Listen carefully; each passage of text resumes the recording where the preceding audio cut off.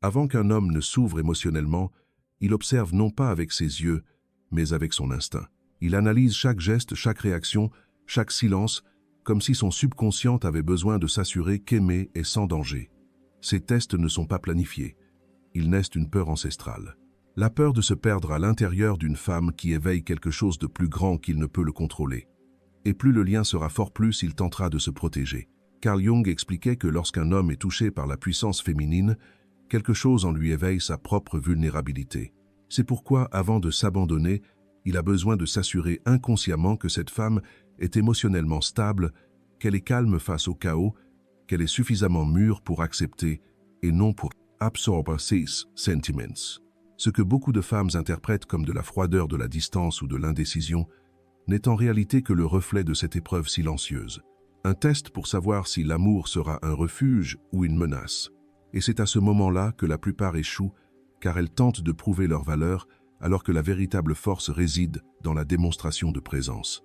L'homme ne s'abandonne pas à la femme qui le convainc, mais à la femme qui lui procure un sentiment de paix. Avant de plonger dans les aspects mystérieux de la psychologie de Jung, je vous invite à vous abonner à la chaîne si ce n'est pas encore fait. Chaque vidéo ici n'est pas seulement une information, mais un véritable voyage à la découverte de soi pour apprendre à reconnaître son ombre intérieure et développer une compréhension profonde de vous-même. Si vous souhaitez m'accompagner dans ce voyage, appuyez sur le bouton d'abonnement dès maintenant. Et si vous trouvez ce sujet utile, commentez-en. Si vous ne vous sentez pas encore connecté, appuyez simplement sur 0. Chaque retour est une motivation pour que notre chaîne continue d'offrir des contenus profonds, vous aidant à mieux vous comprendre. Commençons. Derrière le masque de confiance en soi se cache chez beaucoup d'hommes une peur qui n'est presque jamais admise, la peur de s'abandonner. Non pas parce qu'ils ne savent pas aimer, mais parce qu'ils ont appris dès leur plus jeune âge que montrer ses sentiments est un signe de faiblesse. Alors que la femme était élevée pour sentir, l'homme était entraîné à se retenir. Et ce conditionnement l'accompagne toute sa vie, même lorsqu'il rencontre quelqu'un qui éveille en lui les sentiments les plus profonds. Quand Jung parlait de la psyché masculine, il décrivait ce conflit comme une confrontation entre l'ego et sa propre âme. L'ego masculin recherche le contrôle, la logique, la domination, mais l'âme représentée par l'archétype féminin, l'anima, éveille des émotions qui le désarment. C'est à ce moment qu'il se divise, une partie de lui veut se rapprocher et une partie craint de se perdre. Et cette dualité le pousse à agir de manière contradictoire, il se rapproche puis s'éloigne, montre de l'intérêt, puis se tait, crée un lien, puis se cache soudain derrière le rationnel. Ce comportement déroute beaucoup de femmes, mais n'est en fait qu'un reflet de la lutte intérieure. Il ne vous teste pas par méchanceté. Il essaye de comprendre si le sentiment qu'il éprouve est un chemin sûr ou une menace pour son équilibre émotionnel. A-t-il besoin de savoir s'il peut être vulnérable sans être submergé, s'il peut s'ouvrir sans être jugé? Peut-il faire confiance sans se sentir humilié? C'est pourquoi lorsqu'un homme sent qu'une femme a du pouvoir sur lui, il se retire, non pas parce qu'il a perdu l'intérêt, mais parce qu'il a besoin de s'assurer qu'il ne se perdra pas dans ce tourbillon. Son subconscient active une sorte de défense, observer, vérifier, analyser non pas avec l'esprit, mais avec l'instinct. Par conséquent, le véritable défi d'une femme mûre n'est pas de prouver quoi que ce soit, mais de comprendre. Comprendre que son éloignement n'est pas toujours un rejet, c'est souvent de la peur. Et qu'un homme ne s'abandonne que lorsqu'il comprend que l'amour ne la servira pas, mais le libérera. Quand il sent qu'il est face à quelqu'un qui n'exige pas, ne fait pas pression, et n'envahit pas, mais accepte avec présence et calme. À ce moment, quelque chose change. Il cesse de lutter contre ses sentiments et commence progressivement à se les permettre, car il comprend qu'il est face à une femme différente. Une femme qui ne veut pas conquérir son cœur, mais simplement s'y connecter vraiment. Filtres inconscience et tests. Quand un homme commence à s'impliquer émotionnellement, quelque chose en lui change. Il commence à observer la femme non seulement avec ses yeux, mais avec son instinct. Sans s'en rendre compte, il crée de petites situations, des gestes et des distances qui agissent comme des filtres inconscients. Ce sont des manières subtiles d'évaluer qui est à ses côtés. Ce n'est pas un jeu prémédité, c'est une défense ancienne, une façon de protéger son propre cœur. Ces tests varient d'un homme à l'autre, mais ils ont presque tous un fondement commun, le besoin de savoir s'il peut faire confiance non seulement à la femme, mais à l'énergie qu'elle apporte. Il veut comprendre si sa présence apporte calme ou confusion, éveille légèreté ou anxiété, suscite admiration ou peur. Et surtout, si elle l'accepte tel qu'il est ou si elle tente de le sculpter en quelque chose qu'il ne peut être. L'un des premiers tests et le test de retrait. Il se retire soudainement, devient plus froid, répond moins souvent, semble distrait. Ce n'est pas toujours parce qu'il a perdu l'intérêt. Souvent, c'est le contraire. Il veut savoir si vous allez essayer de contrôler la situation, si vous allez insister, argumenter ou exiger des explications, ou si vous pouvez respecter son espace personnel avec calme. Quand la femme réagit calmement, son subconscient comprend qu'il y a de la maturité. Mais quand elle s'abandonne au désespoir, l'homme confirme ce qu'il craint le plus, perdre sa propre liberté. Un autre test courant est le test de provocation émotionnelle. Il fait un commentaire qui blesse l'amour-propre de la femme, observe comment elle réagit à la critique, au silence ou au désaccord. Ce test n'a rien à voir avec les querelles, mais est lié au contrôle interne. Il veut voir si elle a besoin de gagner pour se sentir en contrôle, ou si elle a la sagesse de ne pas transformer chaque détail en compétition. L'homme ne s'abandonne qu'à la femme qui sait être présente, sans essayer de prouver sa supériorité. Il y a aussi l'épreuve de la patience. Il lui faut du temps pour s'ouvrir. Il évite de parler de sentiments, fait semblant d'être désintéressé. Tout cela pour comprendre si vous êtes capable de respecter son temps ou si vous allez tenter d'accélérer un processus qui n'est pas encore mûr. L'homme sent quand il est face à une femme assoiffée de réponses, et cela le repousse. Mais quand il trouve quelqu'un qui sait attendre, il se sent en sécurité car il comprend qu'on ne lui fait pas pression mais qu'on le comprend. Il existe également le test de résilience émotionnelle. Il observe comment vous réagissez aux petites imprévus, aux contradictions, à un retard, au changement de plan. La femme qui s'irrite facilement montre qu'elle a besoin de contrôle.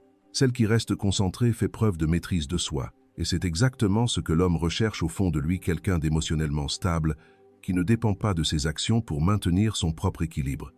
Et enfin, le plus subtil de tous, le test d'authenticité. Il remarque quand une femme joue un rôle pour être acceptée, quand elle parle différemment, se comporte différemment ou essaye de paraître parfaite. Son subconscient sent quand il y a un masque, et c'est là qu'il se ferme complètement, car l'homme ne se révèle que lorsqu'il sent la vérité. Il tombe amoureux de celle qui est authentique même, avec ses imperfections, car l'authenticité engendre la confiance, et sans confiance, il n'y a pas d'engagement. Compréhension et amour véritable. Ces tests n'ont rien à voir avec la manipulation, mais sont liés à l'instinct. L'homme veut savoir s'il peut s'ouvrir émotionnellement à quelqu'un qui ne le jugera pas, ne le rabaissera pas, ne tentera pas de changer ce qu'il est. Il veut sentir qu'il a trouvé une femme avec une âme solide et un cœur calme. Une femme qui ne rivalise pas avec lui, mais qui l'inspire à devenir meilleur. Et c'est à ce moment que l'amour commence à naître. Non pas dans la compétition, non pas dans la tentative de prouver sa valeur, mais dans la prise de conscience tranquille que les deux peuvent être eux-mêmes sans peur, sans masque, sans jeu. Au fond de lui, l'homme ne teste pas la femme pour trouver des défauts. Il essaie de découvrir quelque chose qui dépasse de loin les apparences. Il veut savoir s'il est face à quelqu'un qui représente la sécurité émotionnelle et non une autre source d'instabilité. Ces tests ne sont pas conscients, il ne s'assoit pas pour planifier ce qu'il va faire. Mais son inconscient agit instinctivement, cherchant des réponses silencieuses à des questions qu'il ne sait pas lui-même formuler. Il veut savoir: puis-je faire confiance?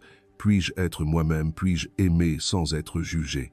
Parce que pour un homme, aimer, c'est se dévêtir de tout ce qui le protège. C'est renoncer au rôle de la force et du contrôle et se permettre d'être vulnérable devant quelqu'un. Et cette vulnérabilité l'effraie, non pas parce qu'il ne veut pas la ressentir, mais parce qu'il a appris à un moment de sa vie qu'ouvrir son cœur et risquer que lorsque vous vous exposez trop, vous perdez du pouvoir, vous perdez du respect, vous vous perdez vous-même. Ainsi, son inconscient doit confirmer si la femme qui l'attire peut gérer cette version de lui plus fragile, plus humaine, plus sensible. Par conséquent, chaque test est une question déguisée. Quand il s'en va en réalité, il veut savoir: vas-tu paniquer ou faire confiance? Quand il provoque, il veut comprendre: vas-tu réagir avec fierté ou avec sagesse? Quand il se tait, il veut sentir: vas-tu faire pression sur moi ou me donner tout le temps dont j'ai besoin? L'homme veut des réponses sans parole. Il veut sentir à travers l'énergie de la femme si elle est émotionnellement assez mûre pour marcher à ses côtés, ni au-dessus, ni au-dessous. Il recherche l'imperfection, cette présence. La femme qui n'essaie pas de tout expliquer, mais qui sait être là, complète, sans essayer de contrôler le cours des événements. Quand il ressent ce calme, cette stabilité, son subconscient se détend. C'est à ce moment qu'il commence à s'ouvrir, à se montrer, à révéler son essence véritable, car il comprend qu'il n'a plus besoin de se défendre.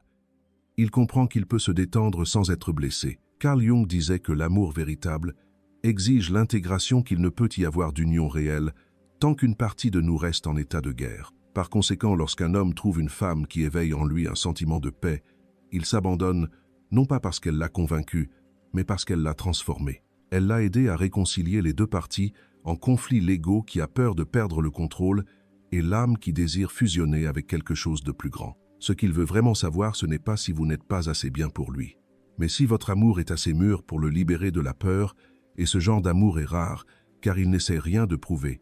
Il existe simplement calme, profond et silencieux, comme tout ce qui est vrai. Arrive un moment où l'homme, sans même le reconnaître, comprend qu'il a trouvé autre chose. Elle ne l'a pas dit, elle ne l'a pas fait. C'était la façon dont elle est restée. Pendant qu'il testait, s'éloignait, se taisait ou provoquait, elle ne réagissait ni avec désespoir ni avec froideur. Elle restait simplement présente, centrée, observant sans perdre son calme. Cette posture silencieuse et ferme désarme complètement l'homme, car il sent pour la première fois qu'il n'a pas besoin de se battre, qu'il n'est pas jugé, analysé ou manipulé. Son énergie transmet la stabilité et c'est une rareté. C'est comme si sans parole elle disait « Je ne veux pas te contrôler, je veux te comprendre ». Ce message, sans même être prononcé, atteint directement le subconscient masculin et c'est à ce moment qu'il commence à faire confiance. Un homme peut être attiré par la beauté, l'intelligence, la sensualité, mais ce qui le fait vraiment s'abandonner, c'est la sensation de paix. La femme qui ne réagit pas impulsivement, qui sait écouter le silence, qui comprend son temps éveille en lui, ce qu'aucune autre n'éveille la sécurité émotionnelle. Il commence à associer sa présence à l'équilibre, et cela le pousse à revenir même quand il essaye de partir. La réponse féminine la plus puissante est l'absence de réaction inutile. Ce n'est pas de la froideur, c'est du contrôle émotionnel. C'est comprendre que lorsque quelqu'un essaie de vous tester, la véritable force est de ne pas entrer dans le jeu. La femme mûre ne cherche pas l'approbation. Elle sait déjà qui elle est.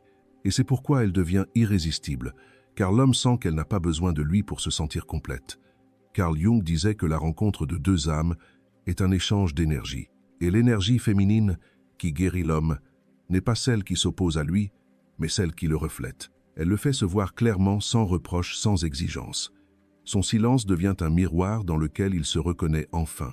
Et c'est ce miroir qui le transforme, car l'homme ne s'abandonne pas à la femme qui le possède, mais à celle qui l'éveille. Être cette femme, ce n'est pas la perfection, c'est la conscience. C'est savoir que chaque test est en réalité une opportunité de confirmer sa propre résilience intérieure. Quand il part, vous restez centré. Quand il provoque, vous ne vous défendez pas, vous observez simplement. Quand il se tait, vous faites confiance car vous comprenez que l'amour n'est pas le contrôle mais la présence. Et avec le temps, l'homme le comprend. Il comprend qu'il est face à une femme différente des autres. Une femme qui n'essaie pas de gagner, mais de comprendre.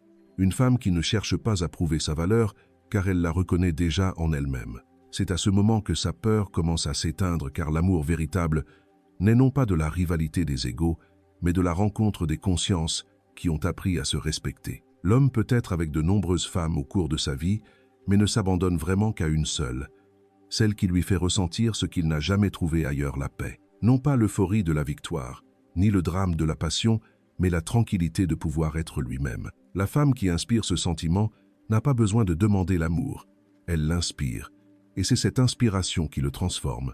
L'homme n'oublie jamais la femme qui l'a fait se sentir chez lui, à l'intérieur de lui-même. Celle qui ne l'a pas mis sous pression, n'a pas exigé, ne l'a pas manipulé. Qu'est-ce qui l'a rendu libre? Et c'est pourquoi il a voulu rester. Cette femme n'a pas rivalisé avec son ego, elle a parlé à son âme. Et quand cela se produit, aucun temps, distance ou nouvelle histoire n'est capable d'effacer cela. Carl Jung disait que l'amour authentique est celui qui éveille une croissance mutuelle. Il n'y a pas de possession, il y a de l'expansion. L'homme qui trouve une telle femme commence à regarder le monde avec des yeux différents, car à ses côtés, il n'a pas besoin de faire semblant d'être fort tout le temps. Elle lui apprend que la vulnérabilité n'est pas une faiblesse, et c'est la vérité, et que la véritable force est de baisser sa garde sans craindre d'être blessé. La femme qu'il n'oubliera jamais est celle qu'il sait ne pas chercher l'approbation, ne pas supplier pour sa présence, ne pas mesurer l'amour par des réponses immédiates. Elle est stable, équilibrée, consciente, sait ce qu'elle veut, mais ne force pas ce qui n'est pas encore prêt. Et l'homme le sent. Il sent qu'elle ne dépend pas de lui, mais choisit d'être avec lui. Et ce choix fait sans nécessité possède une force rare. Tandis que beaucoup essaient d'être vus, elle est simplement « votre présence suffit ». Elle n'est pas très bavarde, mais chacun de ses mouvements porte une intention. Elle n'exige pas, mais son silence enseigne. Elle n'essaie pas de contrôler ses sentiments. Elle les comprend, et cette sérénité la rend inoubliable. L'homme se souvient de la femme qui lui a fait face avec sagesse, qu'il a compris quand il s'est éloigné, qu'il a accepté sans l'envahir. Il peut prendre d'autres chemins, mais à un moment de sa vie, il revient toujours au souvenir de cette présence qui l'a fait se sentir complet. Parce que l'amour, quand il est vrai, n'a pas besoin d'être dramatique, seulement réel. C'est pourquoi la femme qui comprend l'inconscient masculin n'a rien à prouver. Elle a déjà réussi ce test il y a longtemps. Non pas parce qu'elle a mieux joué, mais parce qu'elle n'a jamais joué. Elle était simplement elle-même complète, authentique, tranquillement puissante. En fin de compte, l'homme s'abandonne non pas à la femme qui le convainc, mais à la femme qui l'inspire à devenir un meilleur homme. Et quand cela se produit, il aime non seulement avec son cœur, il aime avec toute son âme. L'ombre l'anima et l'animus. Carl Jung disait que l'amour est le terreau le plus fertile pour la manifestation de l'inconscient. C'est dans la relation que tout ce qui est caché refait surface: les peurs, les traumatismes, les idéalisations, les projections. Personne n'échappe aux épreuves lorsqu'il commence à se rapprocher de quelqu'un. Mais l'homme en particulier porte une forme très spécifique de résistance que Jung appelait l'ombre. La partie niée, refoulée, qu'il ne veut pas voir en lui-même. Dans la psyché masculine, l'ombre est souvent composée des émotions qu'il n'a pas appris à gérer: la fragilité, la dépendance émotionnelle, la peur de l'abandon, la peur du rejet. Quand une femme éveille un amour sincère, toutes ces émotions oubliées remontent à la surface. Et c'est pourquoi il se sent menacé, non pas par la femme elle-même, mais par ce qu'elle le force à ressentir. Elle touche des parties qu'il a gardées secrètes pendant des années. Elle met en lumière ce qu'il ne contrôle pas. Et pour un homme habitué à tout contrôler, perdre le contrôle équivaut à perdre son identité. C'est là que naissent les tests inconscients.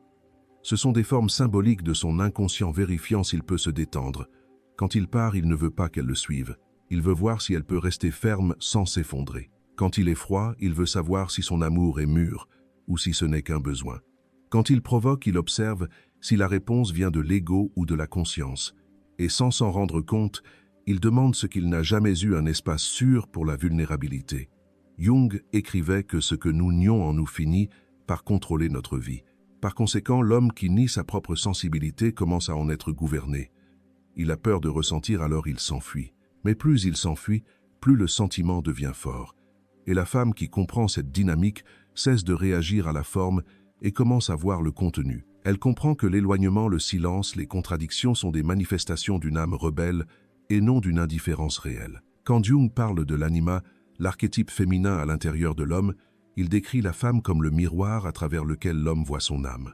Par conséquent, toute relation significative est aussi un processus de connaissance de soi. La femme qui éveille l'amour chez un homme éveille aussi son inconscient. Et ce n'est pas quelque chose de facile. C'est un mouvement interne intense qui vous oblige à faire face à vos propres limites émotionnelles. C'est pourquoi il résiste. Ce n'est pas un manque de sentiments, c'est leur excès. Dans certains cas, l'homme crée ce que Jung appelait la projection de l'anima. Il idéalise la femme comme si elle était une sauveuse parfaitement inaccessible de son âme. Mais à mesure que la vie commune réelle commence, cette image idéalisée se heurte à la femme réelle humaine, avec des défauts, avec sa propre personnalité. C'est à ce stade que beaucoup se retirent, car la femme cesse de correspondre au fantasme que son inconscient a créé. Et là aussi, il y a un test, mais maintenant inversé. Le test de la réalité. L'homme doit apprendre à aimer le réel et non l'illusion. Et seulement quand il comprend que l'amour n'est pas la recherche de la moitié idéale, mais la capacité de voir dans l'autre le reflet de sa propre âme. Carl Jung disait aussi que ce qui nous irrite le plus chez les autres peut nous révéler quelque chose que nous n'avons pas encore accepté en nous-mêmes. Quand un homme se sent mal à l'aise avec l'indépendance d'une femme, c'est peu être parce qu'il n'a pas encore appris à être émotionnellement libre. Quand il a peur d'être submergé, c'est peu être la difficulté même de s'abandonner qui l'effraie. Et de même, quand une femme se sent rejetée par son éloignement, elle est peu être invitée à regarder sa propre insécurité. Par conséquent, les épreuves des deux ne sont pas seulement interpersonnelles, elles sont spirituelles. Elles montrent ce que chacun doit encore développer. Guérison et croissance. Imaginez un homme qui a vécu des relations où il a été critiqué pour avoir montré de la faiblesse. Il a appris que pour être accepté, il devait être invulnérable. Maintenant, il connaît une autre femme qui l'écoute, accepte, qui éveille en lui le désir de faire confiance. Mais au lieu de s'abandonner, il recule, crée des barrières, défie, teste, disparaît pendant des jours. Ce n'est pas rationnel, c'est un réflexe conditionné. Il essaye de déterminer s'il peut cette fois être celui qu'il est vraiment sans être blessé. Ou imaginez un homme qui a vécu entouré d'exigences émotionnelles. Il a rencontré des femmes qui confondaient amour et contrôle. Quand il trouve quelqu'un qui le respecte et ne l'étouffe pas, son premier réflexe est de douter. Il vérifie si cette liberté est réelle ou seulement temporaire. Si elle réagit avec désespoir, il confirmera l'ancienne croyance. Tout le monde veut m'emprisonner. Mais si elle reste calme, il commence à comprendre que l'amour peut être léger. Et c'est à ce moment qu'il commence à se détendre. Ces exemples montrent que l'homme ne teste pas pour juger, mais pour guérir une vieille blessure. Chaque action est une tentative inconsciente de vérifier si le passé va se répéter ou non. Et la femme qui comprend cela devient un miroir de guérison et non un miroir de conflit. Elle ne réagit pas, elle observe, elle n'essaie pas de corriger, elle comprend. Et c'est cette compréhension silencieuse qui le change. Carl Jung disait que l'amour véritable n'est pas la rencontre de deux personnes parfaites, mais un processus d'auto-perfectionnement qui naît à travers l'autre. La relation par essence est un miroir de l'âme. Tout ce que l'homme et la femme projettent l'un sur l'autre révèle ce qu'il leur reste à intégrer en eux-mêmes. Par conséquent, chaque rapprochement porte un défi, une épreuve, un miroir. Et la façon dont nous réagissons à ces miroirs détermine le niveau de conscience auquel nous vivons l'amour. L'homme rencontrant la femme qui éveille son inconscient est forcé de regarder son anima, l'énergie féminine intérieure. Cette énergie représente la sensibilité, l'empathie, l'intuition et la capacité de connexion émotionnelle. Mais l'homme qui a grandi en réprimant ces dimensions de lui-même a tendance à y voir de la faiblesse. Ainsi, quand il tombe amoureux, il se sent divisé. La moitié veut se rapprocher, la moitié veut fuir. Il est attiré par la femme parce qu'elle représente cette partie de lui avec laquelle il a perdu le contact. Et en même temps, il craint cette attraction car elle menace son sentiment de contrôle. Jung observait que l'homme qui rejette son anima devient émotionnellement aveugle. Il cherche la femme idéale pour combler un vide, mais inconsciemment il essaye de se reconnecter à sa propre sensibilité. Et le paradoxe est que plus il projette cette énergie sur la femme, plus il devient dépendant d'elle. Il a donc besoin de tester. Il a besoin de s'assurer que le sentiment qu'il éprouve ne le rendra pas à nouveau otage. La femme, d'autre part, porte en elle l'archétype masculin, l'animus. C'est l'énergie de la raison, de la direction, de l'action et de la force. Avec une mauvaise intégration, cet animus peut se manifester par une critique excessive, un besoin de contrôle ou une rigidité émotionnelle. C'est pourquoi, face à l'éloignement masculin, de nombreuses femmes réagissent en essayant d'argumenter, de corriger, d'expliquer. Mais plus elle essaie de contrôler, plus il s'éloigne. Non par fierté, mais parce que son subconscient sent qu'il est à nouveau absorbé par une énergie qu'il a capturée. La dynamique est subtile et presque imperceptible. Elle demande de la conscience pour être perçue. Quand l'homme s'enfuit, la femme ressent le rejet. Quand la femme exige, l'homme ressent l'invasion. Les deux réagissent à leurs blessures internes et non au comportement de l'autre. C'est à ce moment que l'amour cesse d'être un instinct et devient un chemin d'intégration où chacun doit regarder son reflet et reconnaître ce que l'autre tente de montrer. Jung disait que le processus d'individuation, de maturation de la personnalité se produit lorsque l'homme intègre les aspects opposés de sa psyché. L'homme a besoin de se réconcilier avec sa sensibilité et la femme avec sa force. Tant que cela ne se produit pas, la relation restera une arène de répétitions inconscientes. L'homme continuera à tester et la femme à essayer de prouver. Il évitera l'attachement et elle cherchera l'approbation. Les deux sont prisonniers d'anciens schémas, ne comprenant pas que l'autre n'est pas l'ennemi mais le miroir. Quand l'homme nie ses propres émotions, il voit le danger chez la femme. Quand la femme nie son autonomie, elle voit le salut chez l'homme. Et ainsi les deux se perdent dans les projections. L'un cherche la liberté, l'autre la sécurité. Et aucun des deux ne trouve la paix. Parce que l'amour véritable ne consiste pas à dominer l'autre, mais à se dominer soi-même. Cette intégration est lente et parfois douloureuse. Elle exige d'observer ses propres impulsions, d'accepter les émotions qui surgissent, de reconnaître les schémas qui se répètent. Elle exige avant tout du courage, le courage de voir que l'autre ne vous teste pas. Il montre simplement combien il y a encore en vous qui a besoin de maturité. Carl Jung appelait cela la synchronicité psychique, la façon dont la vie nous réunit avec les bonnes personnes, non pas pour que nous soyons immédiatement heureux, mais pour que nous nous réveillons. Chaque relation significative a un objectif symbolique. L'homme qui éveille votre insécurité montre la partie à laquelle vous n'avez pas encore appris à faire confiance. La femme qui éveille votre peur de l'intimité montre la partie que vous n'êtes pas encore prêt à accepter. C'est ainsi que l'âme se développe par la rencontre, la friction, la projection et la découverte. La femme qui comprend cela commence à voir au-delà des actes masculins. Elle cesse d'interpréter les épreuves comme un rejet et commence à y voir une invitation à la conscience. Elle comprend que lorsque l'homme se retire, il ne nie pas l'amour, il essaie d'organiser son chaos interne. Et lorsqu'elle ne réagit pas mais reste présente sans envahir, elle devient le miroir dans lequel il peut enfin se voir clairement. Elle devient un symbole de guérison non parce qu'elle le sauve, mais parce qu'elle comprend. De même, l'homme qui s'éveille à cette vérité commence à regarder la femme non pas comme une menace, mais comme une mentor. Il comprend que chaque émotion qu'elle éveille est une leçon, que l'inconfort est un signe de transformation, que l'amour est le plus grand laboratoire de l'âme, le seul endroit où l'inconscient parle à travers l'autre. Carl Jung affirmait que l'inconscient ne s'exprime jamais directement. Il parle à travers les symboles, les coïncidences, les motifs récurrents et surtout à travers les personnes que nous choisissons. C'est pourquoi il disait que ce qui nous irrite ou nous fascine le plus chez quelqu'un est souvent le reflet de quelque chose d'inachevé en nous-mêmes. Rien n'arrive par accident. L'attraction, la fascination, le malaise, le rejet, tout porte un message. Et l'amour est le langage le plus complexe que l'inconscient utilise pour révéler qui nous sommes vraiment. Quand un homme tombe amoureux, il ne réagit pas seulement à l'apparence ou au comportement, il réagit à un symbole.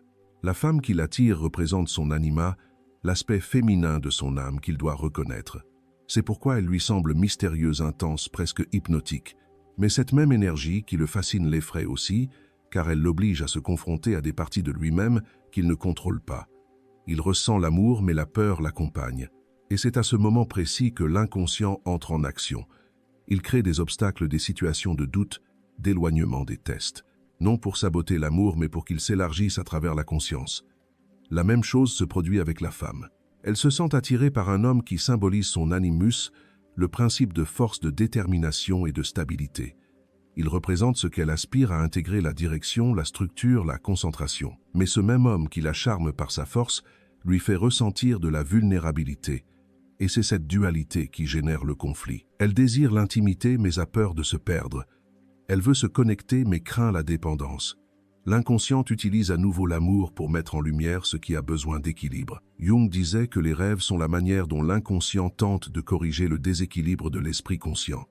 Et l'amour fait de même, mais à l'état de veille. Les relations sont d'une certaine manière des rêves partagés, des projections vivantes. Lorsqu'une personne répète obstinément le même type de relation avec les mêmes résultats, c'est l'inconscient qui essaie de montrer quelque chose qu'elle n'a pas encore compris. Elle est attirée par les mêmes histoires parce qu'elle cherche toujours la même leçon. Et cette répétition continuera jusqu'à ce qu'elle voie le modèle, jusqu'à ce qu'elle transforme l'impulsion en prise de conscience. L'homme qui a peur de s'abandonner trouvera toujours des femmes qui le mettront à l'épreuve. La femme qui craint d'être abandonnée trouvera toujours des hommes qui la confronteront à l'absence. L'inconscient ne punit pas, il répète. Répétez jusqu'à ce que l'âme s'éveille. Et quand la personne commence à comprendre que le problème n'est pas l'autre mais un reflet, tout change. Elle cesse de réagir et commence à comprendre.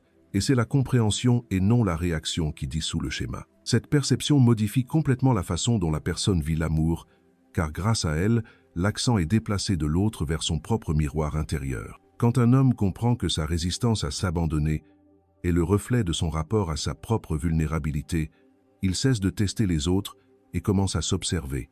Quand une femme comprend que sa peur d'être rejetée est le reflet de son manque d'acceptation de soi, elle cesse de chercher des garanties externes et commence à créer une assurance intérieure.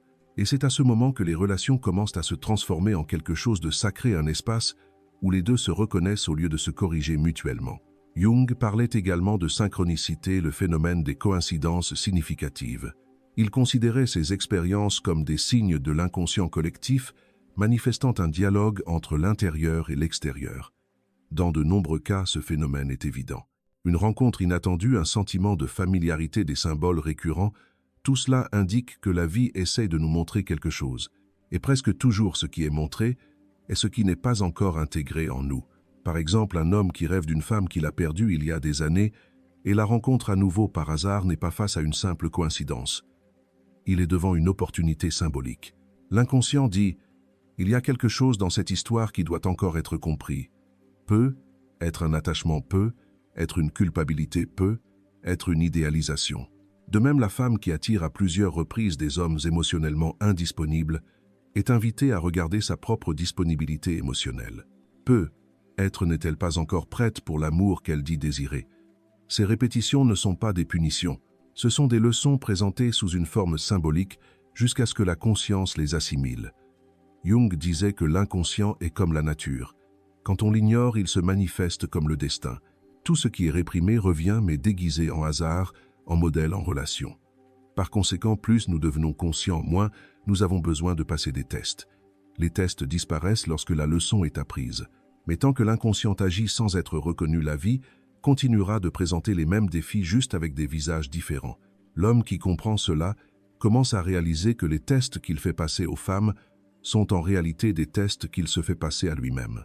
Il veut savoir s'il est capable d'aimer sans peur, de faire confiance, sans contrôle, de s'abandonner, sans se perdre. Et tant qu'il n'aura pas atteint cet équilibre intérieur, le cycle se répétera. De même, la femme qui comprend cette dynamique cesse de réagir émotionnellement à chaque test et commence à répondre consciemment.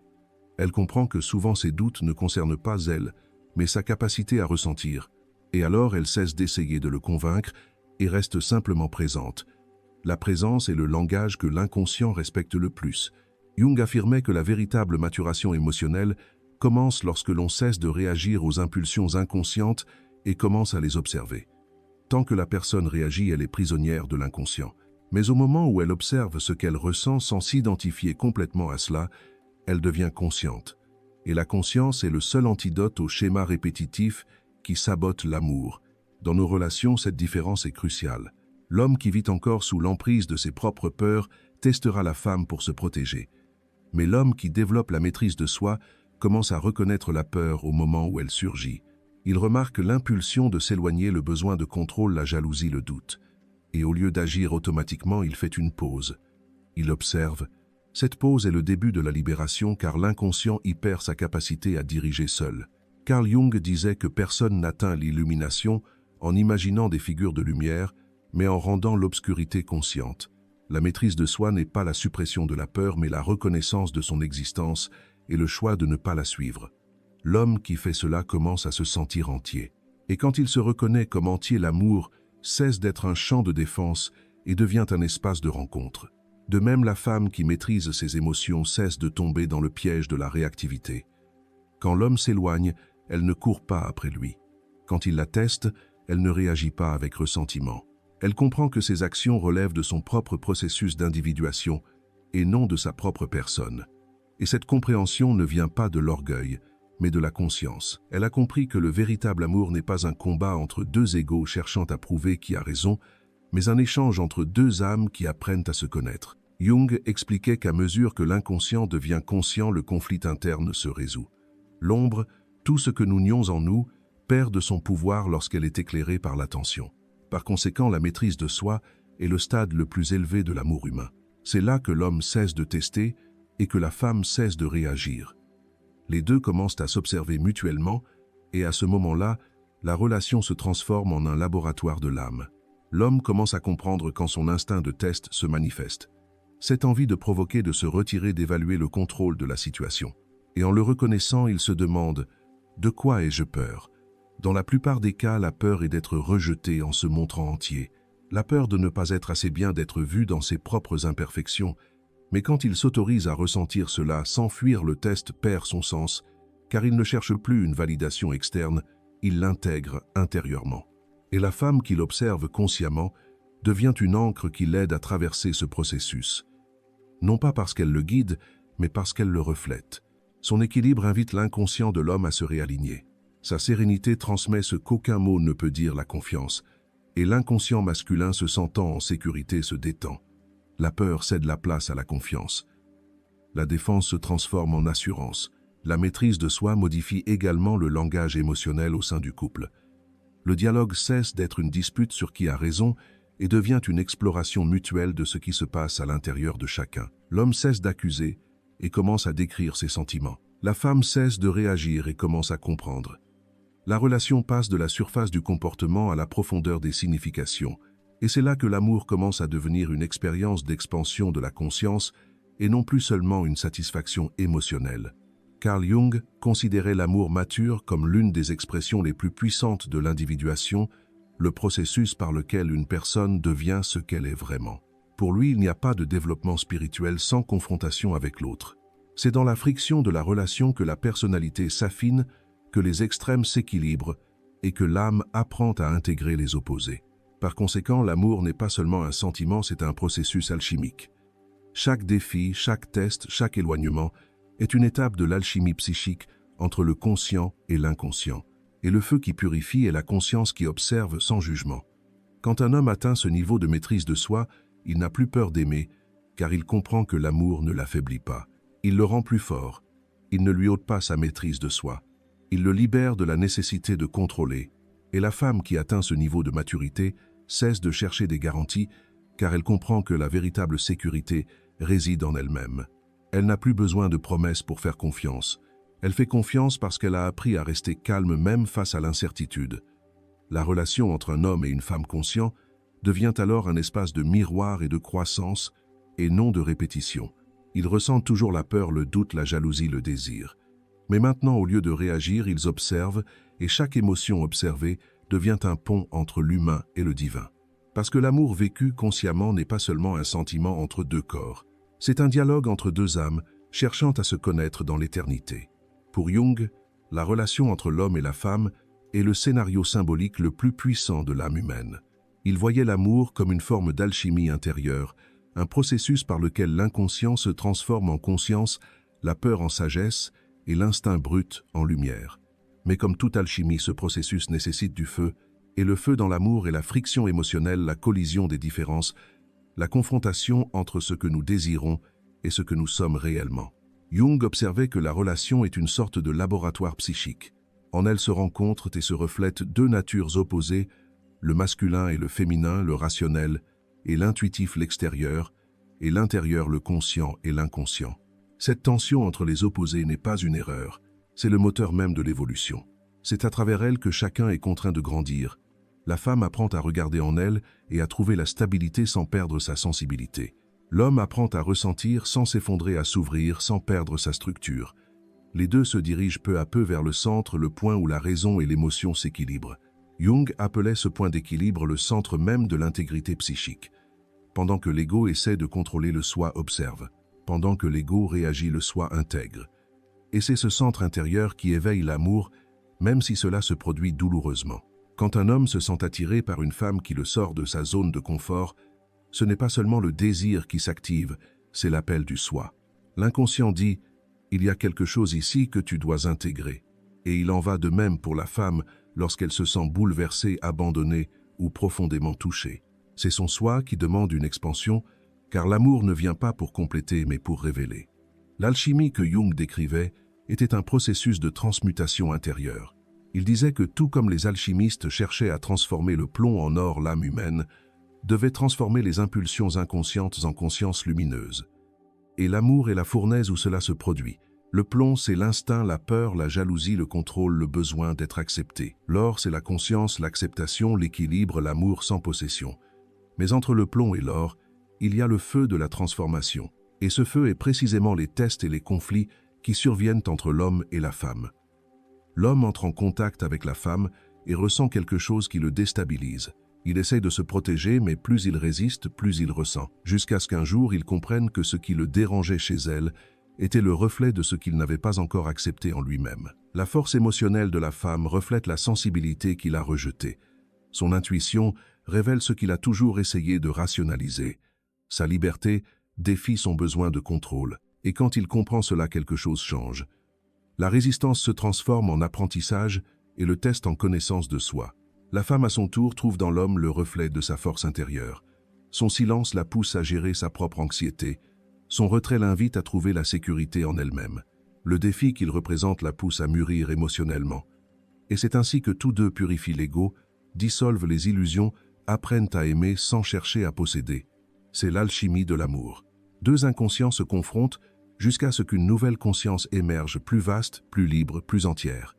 Jung disait que la rencontre de deux personnalités est comme le contact de deux substances chimiques. S'il se produit une réaction, les deux sont transformés.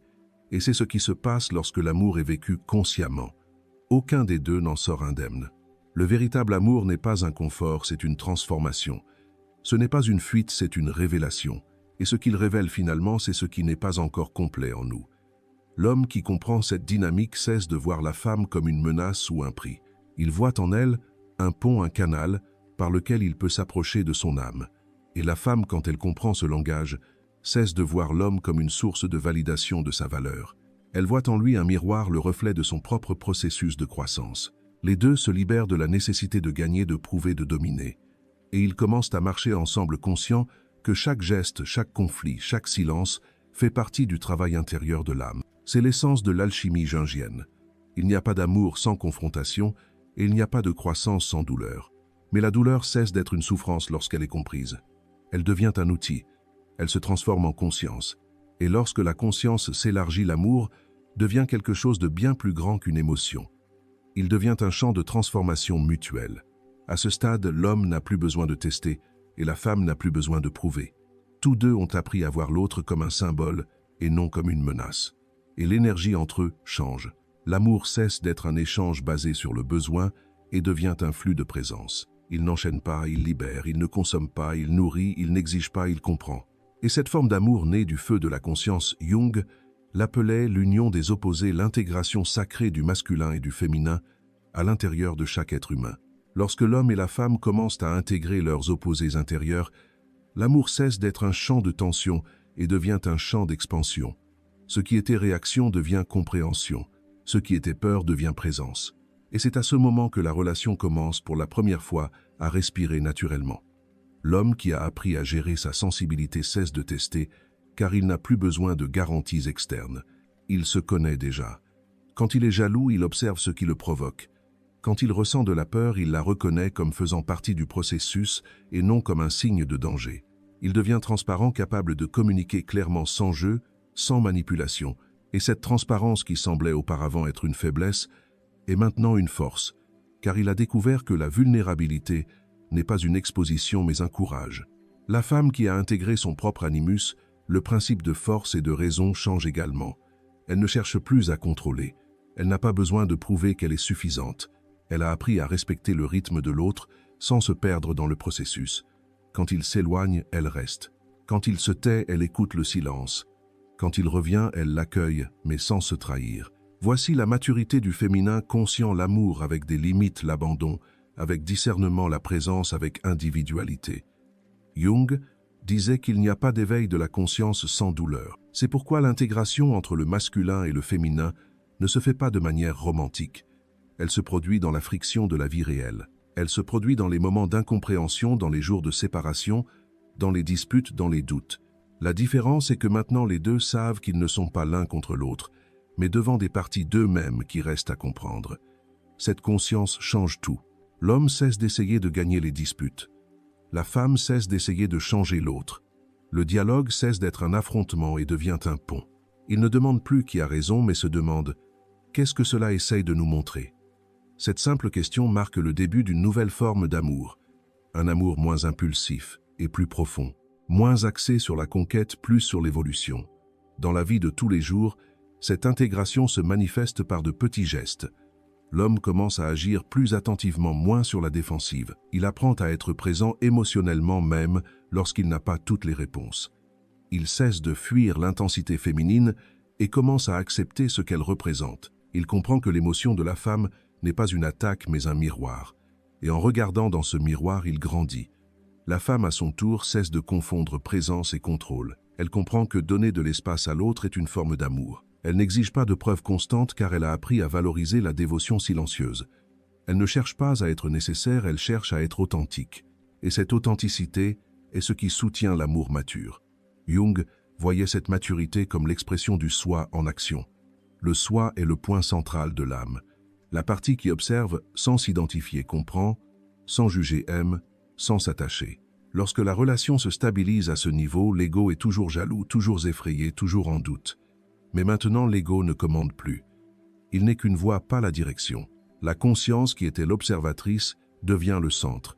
Et c'est ce déplacement qui modifie complètement la dynamique entre l'homme et la femme. Il n'a plus besoin de se défendre contre elle car elle ne représente plus un danger, et elle n'a plus besoin de prouver sa valeur car il n'est plus le juge. Les deux sont du même côté, celui de la croissance, et cela crée quelque chose de rare. Une relation où il y a de la vérité, mais pas de reproche, où il y a de la profondeur, mais pas de dépendance, où il y a de l'amour, mais aussi de la liberté.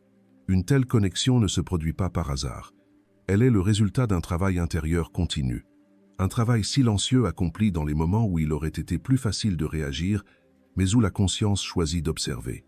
Dans les moments où il aurait été plus facile d'accuser, mais où la conscience choisit de comprendre.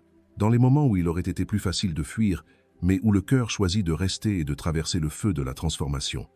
Carl Jung appelait cela l'opus internum, le grand œuvre intérieur. Chaque relation fait partie de cette œuvre. Chaque conflit est une étape du processus alchimique.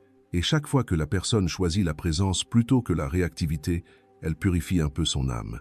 L'amour cesse d'être un sentiment passager et devient un chemin d'individuation, le chemin par lequel la personne devient entière. Dans cet état de conscience, l'homme n'a plus besoin d'être fort tout le temps. Il peut ressentir sans honte.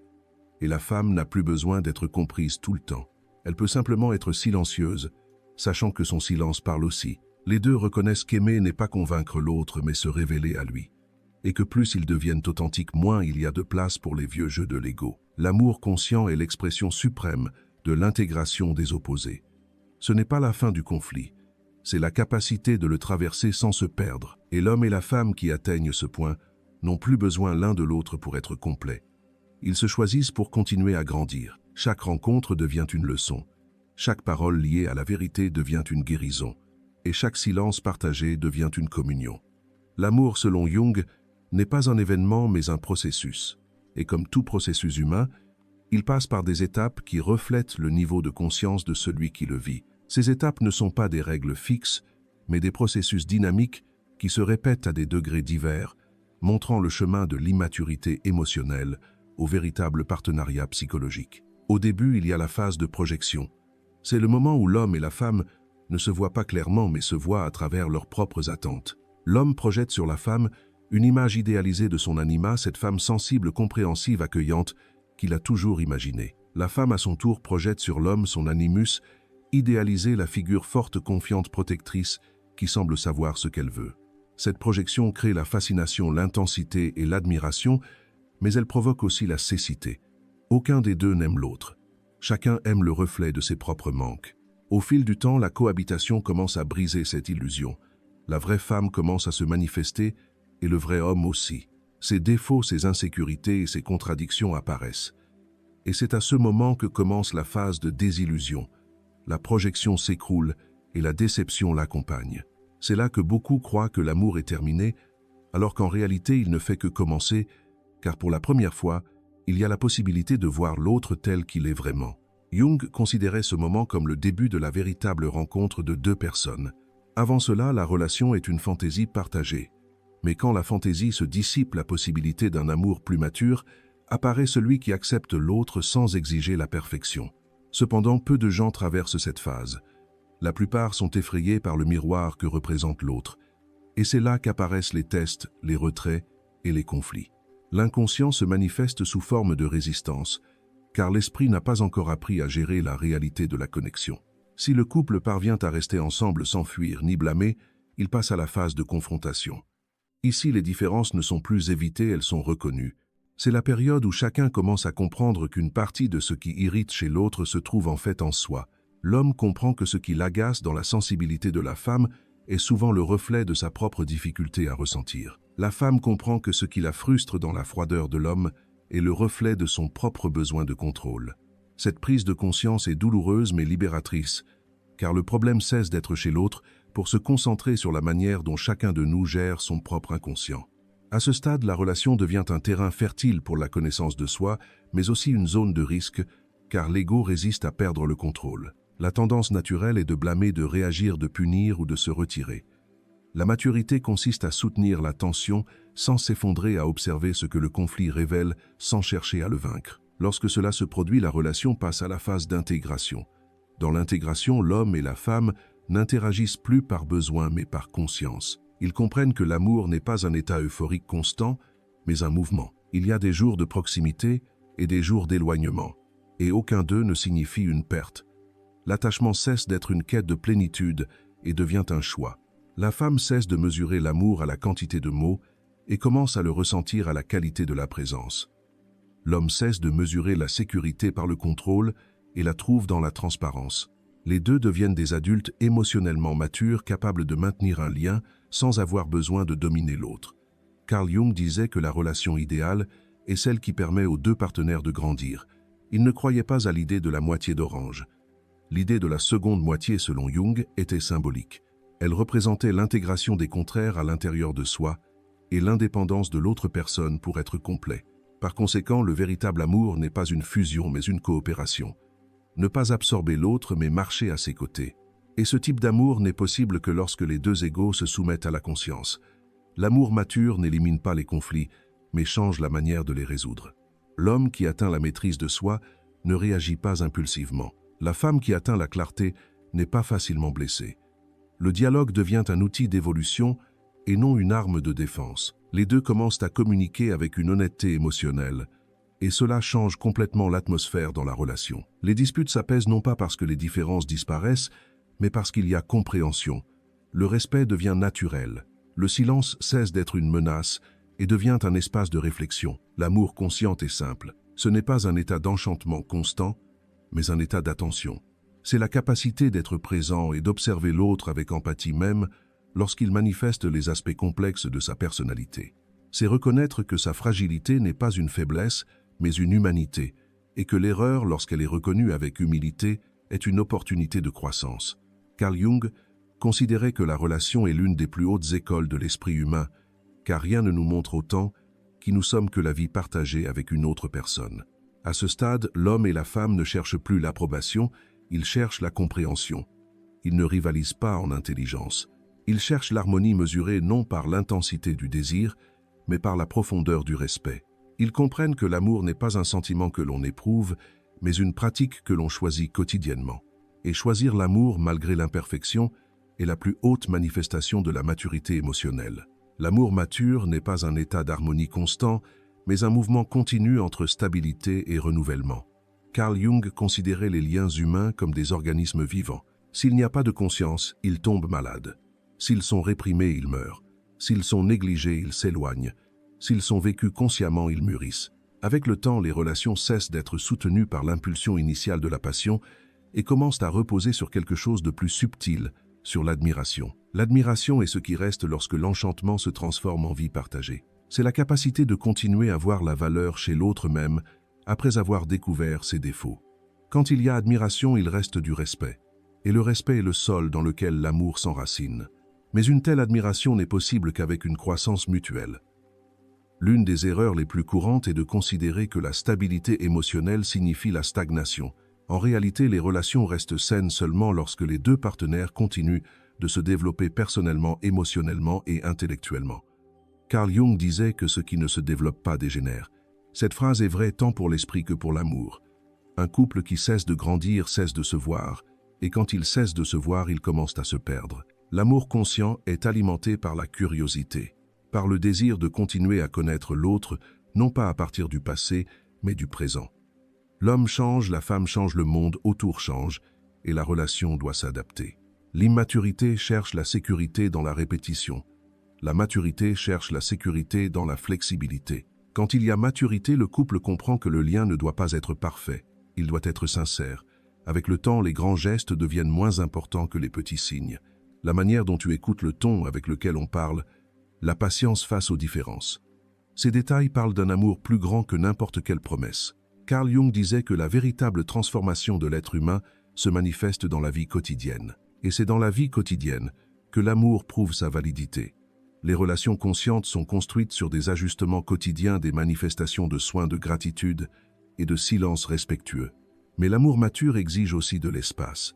Il n'y a pas de lien sain sans la préservation de l'individualité. La dépendance émotionnelle est l'opposé de l'intégration. Quand l'un des deux cesse d'exister en tant qu'individu, la relation devient déséquilibrée. La femme qui renonce à sa propre identité au nom du lien perd le magnétisme qui inspirait l'homme à l'aimer. L'homme qui se réprime pour maintenir l'harmonie cesse d'être cette stabilité que la femme admire. L'équilibre consiste à rester soi-même en faisant partie du nous. Carl Jung considérait cela comme l'une des preuves les plus subtiles de la conscience. Aimer sans posséder, être ensemble, sans se perdre, prendre soin, sans contrôler. C'est le point le plus difficile à comprendre pour l'ego, car l'ego veut des garanties. Mais l'amour conscient ne repose pas sur des garanties, il repose sur la confiance. La confiance n'est pas l'absence de peur, mais la décision de rester même face à l'incertitude. Et cette décision doit être constamment renouvelée, car la vie change, les gens changent, et l'amour aussi change. Avec le temps, le couple qui reste conscient apprend à mieux gérer les crises. Les désaccords ne sont pas considérés comme des signes d'échec, mais comme des opportunités de réorganisation du lien. Quand l'homme ressent une distance, il communique. Quand la femme se sent en insécurité, elle l'exprime sans dramatiser. Les conversations cessent d'être des attaques et deviennent constructives. Le respect du temps et du silence devient naturel et progressivement la relation mûrit comme un arbre qui se renforce avec les saisons et non malgré elles. La routine cesse également d'être perçue comme une menace. Dans la jeunesse émotionnelle, beaucoup croient que la constance est synonyme d'ennui. Dans la maturité, ils comprennent que la constance est la liberté. La sécurité émotionnelle qui naît de la confiance permet au couple d'explorer le monde sans avoir peur de se perdre. Ils comprennent que la fidélité n'est pas une prison mais un choix, et que le véritable amour n'a pas besoin de contrôle car il vit enraciné dans la vérité. Carl Jung associait ce stade à la pleine intégration du soi lorsque l'individu atteint l'harmonie entre la raison et les émotions, entre ce qu'il ressent et ce qu'il fait. Dans la relation, cette harmonie se manifeste comme une stabilité émotionnelle partagée. L'homme apprend à soutenir émotionnellement la femme, non par la force mais par sa présence. Et la femme soutient l'homme non par la soumission, mais par la compréhension. Chacun devient un miroir conscient de l'autre, et cette réciprocité crée un type d'amour qui ne dépend pas de l'étape de la vie. Il s'adapte, mûrit et reste. La communication entre eux change également. Ils cessent de se demander qui a raison et commencent à penser à comment préserver le lien. Les mots deviennent plus responsables, le silence plus respecté. Ils comprennent qu'il n'est pas nécessaire d'être d'accord sur tout pour avancer ensemble. Il faut comprendre les limites de chacun, et cette compréhension ne naît pas de la théorie, mais de la pratique quotidienne de l'exercice d'empathie que seul le temps et la conscience permettent. L'amour conscient est l'opposé de l'idéalisme romantique. Il ne promet pas l'éternité, il promet la présence, il n'exige pas la perfection, il exige la vérité. Il ne se nourrit pas de l'intensité, il se nourrit de la constance. Cet amour reste même lorsque l'enchantement passe, car l'enchantement n'était qu'une invitation et l'engagement est le chemin. Et sur ce chemin, l'homme et la femme découvrent que l'amour le plus profond n'est pas celui qui remplit, mais celui qui soutient, qui n'efface pas les différences, mais apprend à coexister avec elles, qui ne promet pas bonheur constant, mais offre une croissance mutuelle et un respect sincère. Même dans les relations les plus équilibrées, il y a des moments où l'inconscient se manifeste à nouveau avec force. Carl Jung expliquait que la psyché humaine ne se développe pas de manière linéaire, elle se déplace en spirale. Dans certaines périodes, l'individu avance, dans d'autres, il revient à d'anciens modèles pour les réorganiser sous un nouvel angle. Cette oscillation est naturelle, mais quand elle n'est pas comprise, elle peut provoquer de la frustration et de l'aliénation. La régression émotionnelle se produit lorsque des situations actuelles réactivent des anciens souvenirs émotionnels. Un ton de voix, un geste, une absence. Tout stimulus peut éveiller dans le subconscient des souvenirs de rejet, d'abandon ou de critiques provenant d'expériences passées. L'adulte réagit, mais c'est l'enfant intérieur qui n'a pas encore été accepté qui ressent. Et c'est à ce moment, sans s'en rendre compte, que l'homme revit son trauma et que la femme réagit de nouveau. Ces moments ne signifient pas que la relation régresse, mais que l'inconscient demande de l'attention. Carl Jung disait que tout ce qui n'est pas amené à la conscience revient sous forme de destin, c'est-à-dire que ce qui n'est pas compris se répète jusqu'à ce qu'il soit reconnu. En amour, cela se manifeste par la répétition de modèles de comportement automatique, le silence défensif, le besoin de prouver quelque chose, la peur d'être rejeté, c'est l'écho du passé qui se mélange au présent. Par exemple, l'homme peut ressentir l'impulsion de se refermer. Quelque chose dans le comportement de sa partenaire éveille en lui la peur de ne pas être assez bien. La même peur qu'il a pu ressentir dans son enfance face à des exigences impossibles à satisfaire. Il se retire non pas parce qu'il veut punir, mais parce qu'il se sent émotionnellement vulnérable. Son inconscient active un ancien mécanisme de défense, de distanciation. Mais maintenant, au lieu de comprendre, il se tait, et le silence, s'il n'est pas remarqué, se transforme en abîme. La femme, face à cet éloignement, ressent l'écho d'une autre blessure, la peur d'être ignorée. Est-ce la même peur qu'elle a portée toute sa vie, en essayant d'être comprise, valorisée ou entendue. Et encore une fois, ressentant cette absence, elle réagit avec anxiété, essayant de se rapprocher, d'exiger ou d'expliquer. Mais plus elle essaie, plus il s'éloigne, car chacun réagit à son propre passé. Ce n'est pas le couple qui est en conflit, mais les ombres de chacun qui tentent de résoudre ce qui n'a pas été résolu auparavant. C'est la dynamique de régression la plus courante, lorsque l'inconscient utilise la relation pour faire remonter à la surface ce qui a encore besoin de guérison. Il n'y a pas de méchant, il y a des miroirs. La différence entre l'amour immature et l'amour conscient est précisément de reconnaître ce mouvement. L'homme immature blâme l'autre. L'homme conscient observe ce qui s'active en lui. Dans ces moments, la communication est cruciale. Mais pas n'importe quelle communication. Parler impulsivement ne fait qu'augmenter la défense. Ce que Carl Jung appelait la fonction transcendante, le point d'intégration entre le conscient et l'inconscient, survient lorsque l'individu peut nommer ce qu'il ressent sans s'identifier complètement à cela. En d'autres termes, c'est la capacité de dire « je ressens de la peur » et non « tu me fais peur ».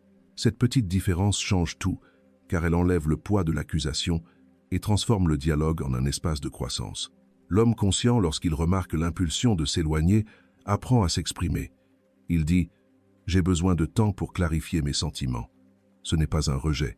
Et la femme consciente comprend et lui donne de l'espace sans éprouver de ressentiment, car elle sait que son silence n'est pas de l'indifférence mais une réflexion. De même, lorsqu'elle se sent en insécurité, elle parle sans dramatiser. Quand tu te tais, je commence à m'inquiéter et j'essaie de comprendre cela en moi. L'homme écoute sans le prendre comme un reproche, car il reconnaît son effort pour communiquer sans causer de douleur. Ces échanges simples mais matures interrompent la régression. Ils mettent l'inconscient en lumière, et là où il y a de la lumière, le modèle se dissout. Mais il est important de comprendre que la régression ne disparaît pas pour toujours. Elle se répète à de nouveaux niveaux, devenant de plus en plus subtile. La psyché, selon Jung, s'autorégule. Elle cherche toujours l'équilibre. Quand un aspect est ignoré, il revient. La jalousie, la peur, le besoin, le désir de contrôler. Tout revient sous différentes formes jusqu'à ce que la conscience les intègre complètement. Par conséquent, l'amour mature n'est pas l'absence d'ombre, mais la coexistence consciente avec elle. L'homme qui comprend cela cesse de se sentir frustré lorsqu'il réalise qu'il éprouve toujours de la peur.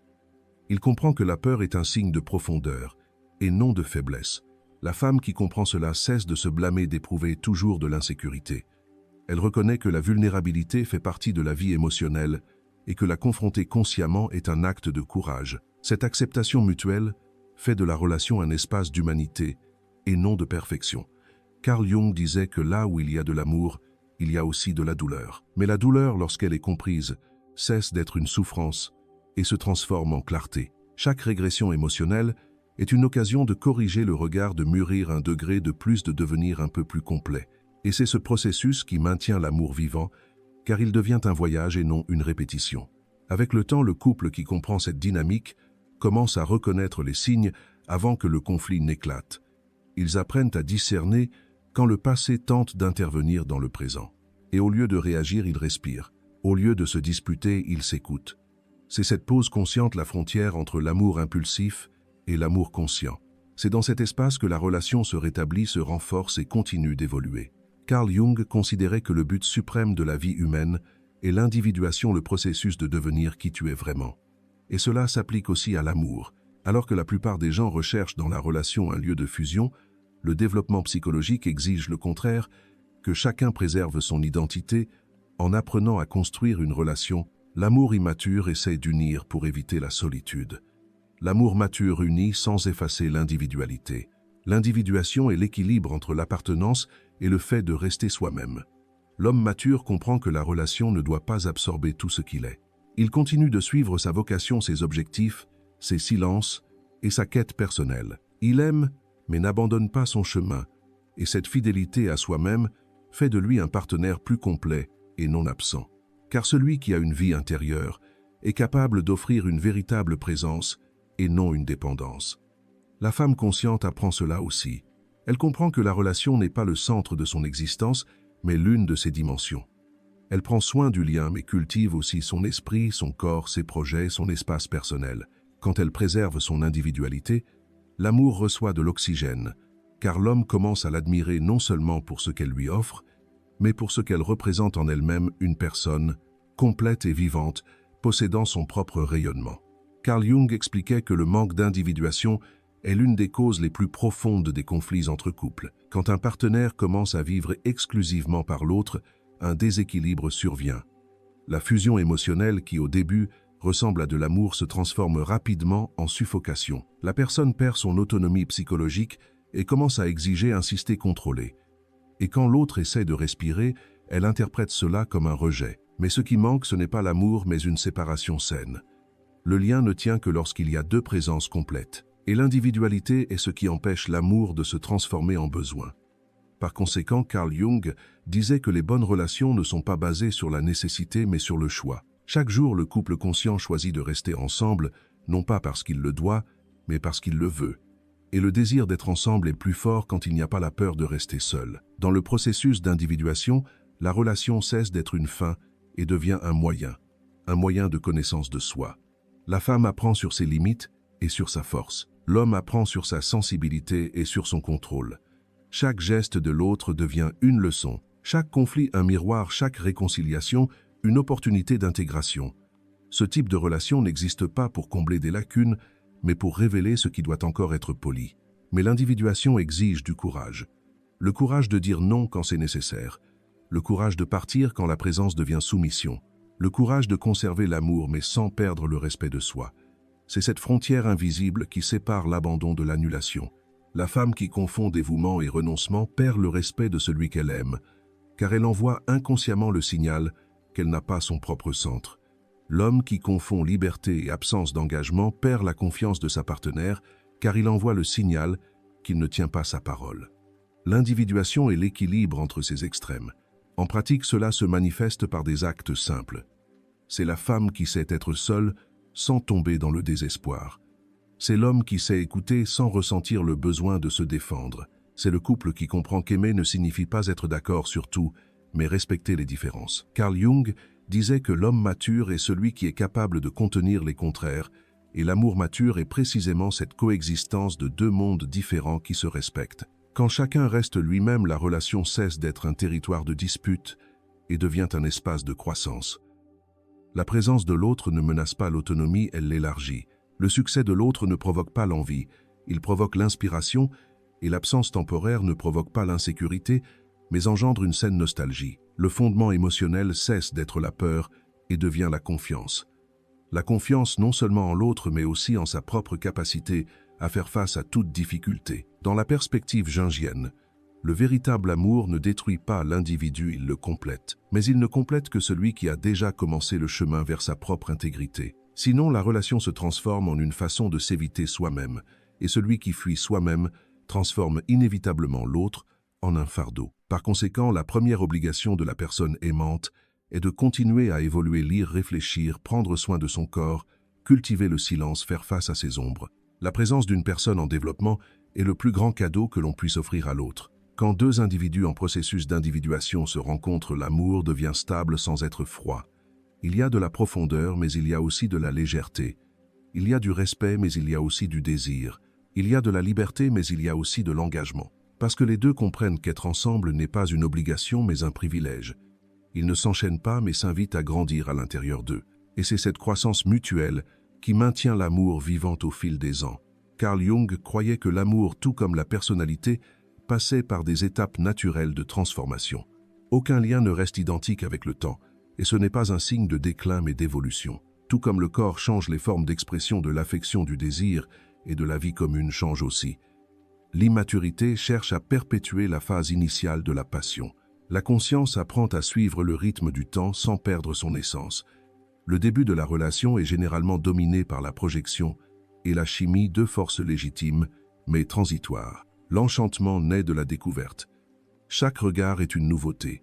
Chaque contact porte une attente. C'est un moment où l'inconscient travaille avec force, poussant l'individu au-delà de lui-même vers l'autre. Carl Jung observait que cette impulsion n'est qu'une invitation de la nature à quelque chose de plus grand, à la transformation intérieure. La passion allume le feu, la conscience décide quoi en faire. Avec le temps, la nouveauté cède la place à la reconnaissance. Le regard cesse de chercher le nouveau et commence à percevoir plus profondément le connu. C'est là que la relation commence vraiment. Le désir devient moins impulsif et plus conscient. Il ne s'agit plus de possession, mais de retrouver l'autre à chaque étape de la vie. Et cette redécouverte exige de la présence. Elle exige de l'attention aux détails, la volonté d'apprendre à nouveau, le désir de voir en l'autre, plus que l'image qui s'est figée dans la routine. Beaucoup de relations s'effondrent parce qu'elles confondent la prévisibilité avec la fin. Mais la prévisibilité ne tue pas l'amour, l'indifférence le fait, et le désintérêt naît de l'absence de curiosité. Quand la curiosité est préservée, le temps devient un allié, car l'autre change et ce changement est une source d'apprentissage constant. L'homme mature découvre de nouvelles facettes de la femme au fil des ans. Sa profondeur, sa sagesse, sa sérénité, son humour raffiné, tout cela le maintient en alerte. La femme consciente voit exactement l'homme avec d'autres yeux. Elle l'observe non plus pour ce qu'il promet, mais pour ce qu'il est devenu. Et ce regard renouvelé maintient l'intérêt mutuel. Le temps change aussi le désir. Le désir impulsif de la jeunesse cède la place à une forme plus mature d'érotisme moins mue par la fantaisie et plus liée à l'intimité émotionnelle. Le contact devient plus significatif car il est soutenu par l'histoire, la confiance et le respect. L'amour conscient comprend que le désir ne disparaît pas avec les années, il change de forme. Il cesse d'être une étincelle et devient un feu continu. La présence devient l'aphrodisiaque le plus puissant. La sécurité émotionnelle, la complicité et la légèreté deviennent le sol où s'épanouit le désir. Carl Jung disait que le vieillissement est un processus naturel d'internalisation de l'énergie vitale. Ce qui était auparavant dirigé vers l'extérieur, réalisation, séduction, reconnaissance, se tourne maintenant vers l'intérieur. Le sens, l'héritage, la plénitude. Et l'amour mature accompagne ce mouvement. Le couple qui reste conscient commence à trouver la beauté non seulement dans le plaisir, mais dans la sérénité d'être ensemble. L'intimité cesse d'être simplement physique et devient existentielle. C'est le silence partagé, le rire spontané, le regard qui comprend sans explication. Ce sont ces petites expériences de syntonisation qui remplacent l'euphorie initiale et créent quelque chose de plus durable. La conscience change aussi la façon de faire face à la peur de vieillir. Dans l'immaturité, le vieillissement est considéré comme une perte. Dans la conscience, il est considéré comme une révélation, car le temps enlève le superflu, mais laisse l'essentiel. Il emporte les illusions, les idéalisations, et révèle ce qui soutient vraiment l'amour. L'homme qui mûrit émotionnellement ne cesse de craindre la perte de la jeunesse, car il découvre la valeur de la présence de ce que seul le temps peut offrir. La femme consciente avec l'âge cesse de se mesurer au standard de l'attractivité et commence à irradier ce type de beauté qui ne dépend pas du regard d'autrui. Cette beauté tranquille, ferme et sûre d'elle inspire le respect le plus profond. Carl Jung observait que la seconde moitié de la vie est une période de synthèse. Après la phase d'expansion vient la phase d'intégration. C'est là que l'individu commence à récolter les fruits de ce qu'il a construit à l'intérieur de lui. Dans la relation, cela signifie moins de besoin de prouver et plus de capacité d'être. Le couple qui atteint ce point mesure l'amour non par l'intensité, mais par la présence. Ils vivent non par la nostalgie de ce qu'ils ont été, mais par la gratitude pour ce qu'ils restent. L'amour devient ici plus paisible, mais aussi plus réel. C'est un amour qui ne promet pas le feu éternel, mais qui offre une chaleur constante. Et ce qui est curieux, c'est qu'à cette étape, le lien devient plus libre. Car en acceptant le cours naturel des choses, le corps qui change, le temps qui passe, les phases qui se transforment, le couple cesse de lutter contre l'inévitable et commence à vivre avec plus de légèreté. Il découvre que la jeunesse n'est pas dans le corps, mais dans la curiosité, et que le désir n'est pas seulement dans le toucher, mais dans l'admiration constante de l'âme de l'autre. Lorsqu'il y a conscience, vieillir ensemble cesse d'être un fardeau et devient un accomplissement. C'est la confirmation silencieuse que l'amour a résisté à l'épreuve la plus difficile, le tense. Carl Jung ne voyait pas la vieillesse comme un déclin de la vie, mais comme l'épanouissement du sens. Il considérait que la maturité émotionnelle est le sommet du chemin humain, car elle est le point où l'individu se réconcilie avec la réalité. Et l'amour qui arrive à cette étape avec présence et clarté devient une expression de la sagesse. Ce n'est plus un amour qui consume, mais un amour qui illumine. Un amour qui, même sans mots sonores, reste un lieu où l'âme trouve le repos. Selon Jung, l'amour qui ne grandit pas avec un but devient finalement un fardeau. Car tout lien doit servir la vie, et la vie est par essence mouvement. Lorsque l'amour cesse de stimuler la croissance, il cesse d'accomplir sa fonction psychologique et commence à entraver. Par conséquent, l'amour mature n'est pas celui qui cherche le confort, mais celui qui éveille une direction. Au début, la plupart des relations naissent du besoin de compagnie, d'attachement, de reconnaissance. Et c'est naturel. L'être humain est social et émotionnel, mais avec le temps, la conscience exige quelque chose de plus. L'amour doit avoir un sens. Il doit fortifier, inspirer, nourrir, élargir. Si une relation n'élève pas le niveau de conscience des participants, elle commence à se transformer en répétition. Et rien n'est plus épuisant que de répéter une histoire qui ne progresse plus. Jung disait que chaque relation est une image vivante de l'inconscient, et que par l'amour l'individu découvre ce qu'il est encore destiné à devenir. Ainsi, le bon partenaire n'est pas celui qui remplit un vide, mais celui qui stimule la croissance. Non pas dans le sens d'un défi constant, mais dans le sens d'une présence transformatrice. Le véritable lien est celui qui vous pousse à vouloir devenir meilleur. Non pas pour plaire, mais pour être à la hauteur. Lorsque la relation atteint la maturité, l'amour cesse d'être une simple émotion et devient une mission partagée. Chacun a son propre chemin, mais il existe un centre commun. Ce centre peut être un objectif, un projet, une création, une valeur partagée. Il ne s'agit pas de dépendance, mais de coopération. Le couple conscient comprend que la relation n'est pas la destination finale, mais un point de départ pour construire quelque chose qui dépasse les deux. L'homme mature trouve dans l'amour un stimulus pour remplir son rôle dans le monde. La femme qui le comprend ne fait pas obstacle à son chemin, elle le fortifie par la confiance. Sa présence sert de miroir à votre vocation. Elle lui rappelle qui il est lorsqu'il se perd dans le bruit extérieur et lui, en restant ferme, lui donne la base pour étendre sa propre vision. Tous deux deviennent un soutien pour un but mutuel. C'est un partenariat qui ne s'use pas, un partenariat où le succès de l'un élargit l'espace de l'autre. Jung observait que l'énergie de l'amour Eros est aussi l'énergie de la création. Tout ce qui est véritablement aimé a tendance à générer vie, idées, projets, gestes, sens. Par conséquent, lorsque la relation est saine, elle génère du mouvement. Le couple crée des conversations, des plans, des expériences, de la beauté. Quand l'amour tombe malade, il stagne. Ce centre peut être un objectif, un projet, une création, une valeur partagée. Il ne s'agit pas de dépendance, mais de coopération. Le couple conscient comprend que la relation n'est pas la destination finale, mais un point de départ pour construire quelque chose qui dépasse les deux. L'homme mature trouve dans l'amour un stimulus pour remplir son rôle dans le monde. La femme qui le comprend ne fait pas obstacle à son chemin, elle le fortifie par la confiance. L'énergie qui inspirait auparavant commence à se disperser en critiques routines ou ennui.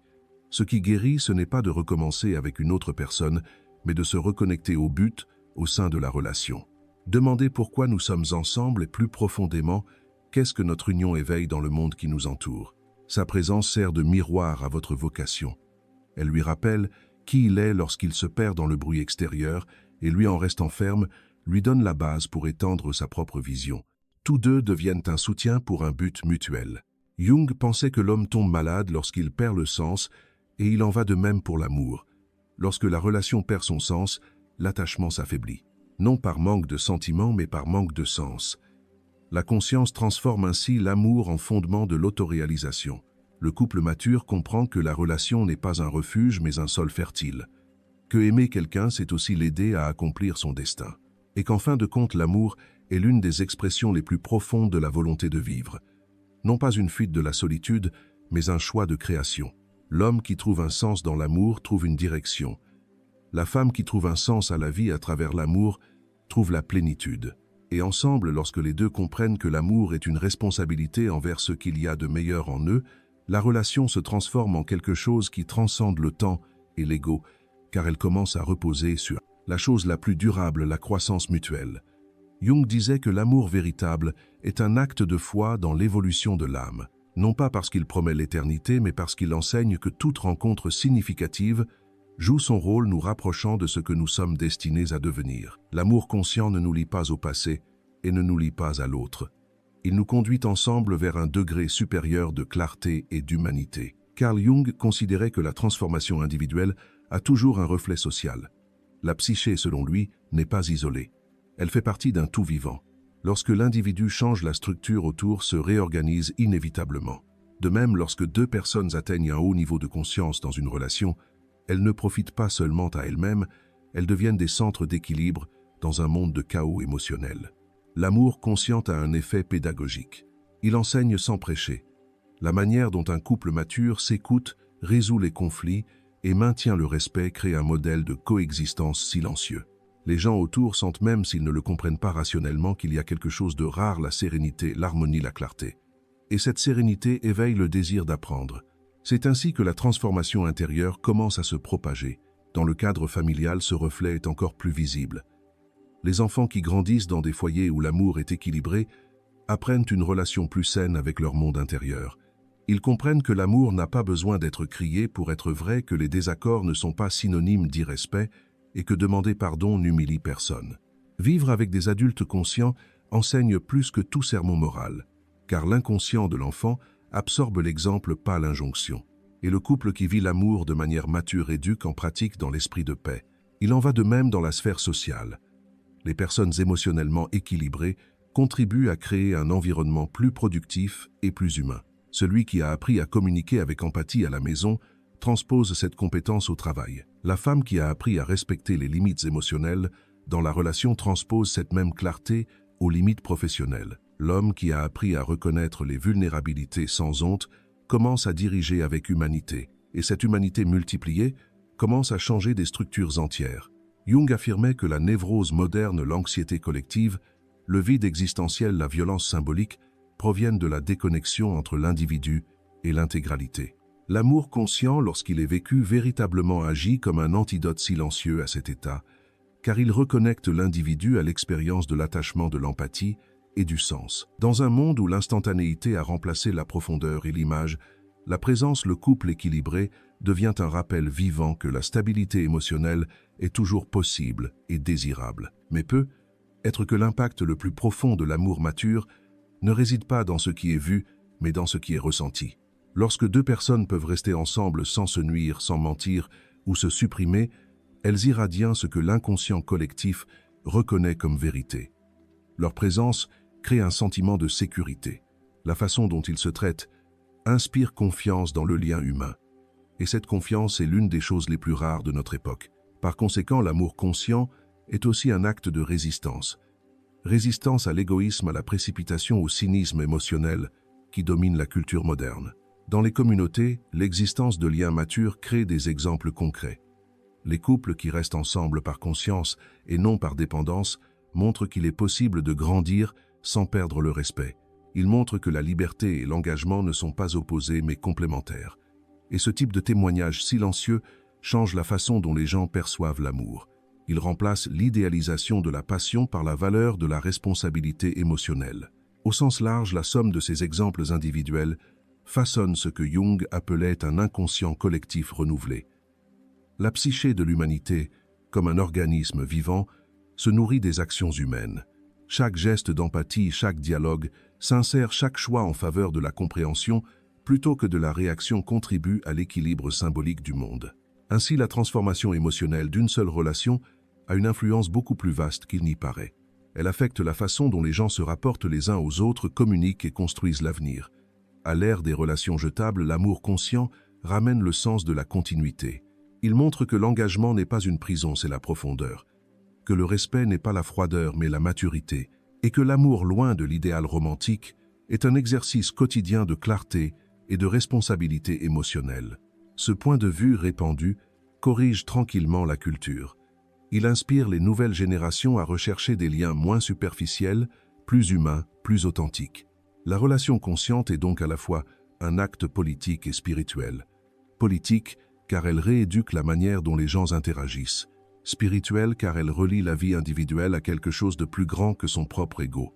Non pas au sens religieux, mais au sens humain, au sens de la continuité, de la coopération, de la construction d'un monde intérieur et extérieur plus sain. L'amour vécu consciemment devient une force civilisatrice. Il ordonne le chaos intérieur, et un chaos intérieur ordonné se reflète dans le monde. Des hommes plus calmes forment des sociétés moins violentes. Des femmes plus confiantes forment des générations plus équilibrées. Des familles plus conscientes forment des cultures plus éthiques. Et tout commence par le simple fait de deux personnes disposées à se voir telles qu'elles sont. Jung pensait que le destin de l'humanité dépend de l'homme qui regarde à l'intérieur de lui-même. Et l'amour conscient est précisément un regard partagé vers l'intérieur de deux êtres qui, en se comprenant, aident à guérir le tissu invisible de la société. Une relation mature n'est pas seulement un accomplissement personnel, c'est une contribution silencieuse à la paix. Tout amour laisse des traces, mais seul l'amour vécu consciemment laisse derrière lui une expérience. Carl Jung croyait que les relations les plus importantes dans la vie ne sont pas définies par leur durée, mais par la transformation qu'elles provoquent. Un lien peut ne durer que quelques mois et changer à jamais le destin d'une personne. Un autre peut durer des décennies et n'apporter que de la répétition. Ce qui définit la valeur d'une relation, c'est combien de vérité elle a éveillé en chacun de nous. L'amour conscient même, lorsqu'il arrive à sa fin, ne se dissout pas.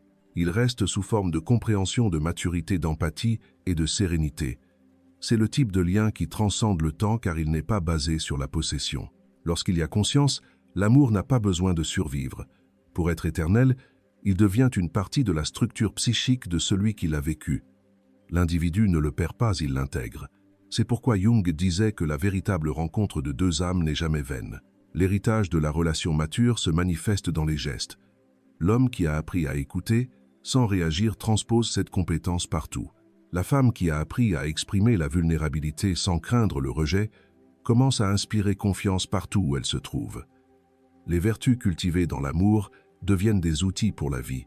L'équilibre appris à la maison se reflète dans l'amitié, le travail et la manière d'interagir avec le monde. Le lien ne se termine pas, il se transforme en caractère. Jung pensait que les expériences émotionnelles profondes modèlent ce qu'il appelait les contenus archétypaux personnels des structures internes qui façonnent la perception de la réalité. Aimer quelqu'un vraiment en ce sens signifie participer à un processus symbolique de croissance.